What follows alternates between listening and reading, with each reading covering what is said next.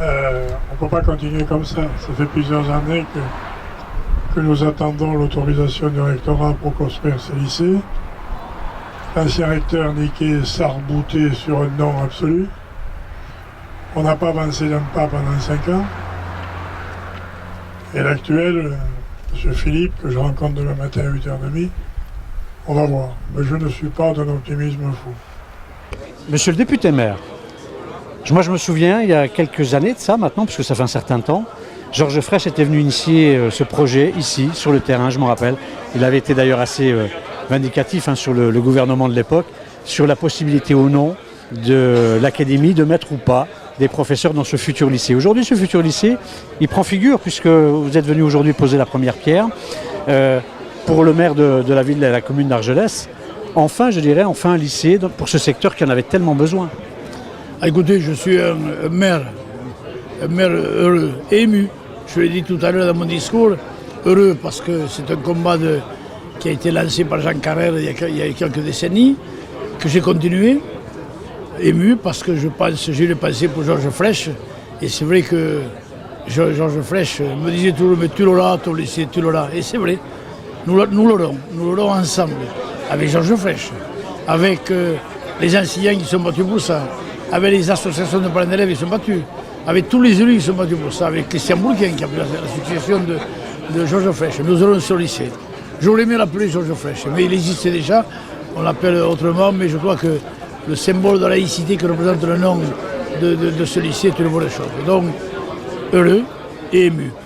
Alors en ce qui concerne, je me souviens aussi à l'époque, il y avait eu quelques petits accrochages avec Céré, puisque il y avait un petit conflit d'intérêts entre le lycée de Céré et celui d'Argelès. Aujourd'hui, quelle est la position des élus de Céré et de l'académie par rapport à ce nouveau lycée qui va naître ici à Argelès? Alors j'ai dit, en tant que maire, j'étais heureux et ému. Là, en tant que député, je suis serein. Serein parce que dans mes priorités, dès que j'étais élu, c'était le maintien du lycée de Céré. Parce que je ne veux pas que les enfants de Place de Mouillot, de Salon de Sedan, soient logés à la même enseigne que sont logés les enfants d'Argelès, de Couillot, de Provence, de Magnoul, de Salbert. Donc j'ai lutté, je suis allé voir le ministère, j'ai vu le proviseur, on a obtenu des sections nouvelles à Céré, on a obtenu l'assurance du maintien du lycée de Céré. On ne peut que s'en féliciter. Donc je suis un député serein, il n'y a plus aucun nuage entre Céré et Argelès. Il y aurait une complémentarité intéressante qui permettra aux enfants du territoire d'aller au lycée à côté de sa maison. Et ça, c'est important. À l'époque, il fallait avoir l'accord de l'État pour garantir les postes enseignants. Il y aura à peu près 60 postes enseignants. Il y aura 40 postes supplémentaires recrutés par la région pour faire vivre l'ensemble, l'entretenir et être aux côtés des enseignants. En fait, il fallait cette garantie. À partir du moment où cette garantie a été donnée, plus rien, il n'y avait plus aucun obstacle pour pouvoir construire. Le seul obstacle, c'est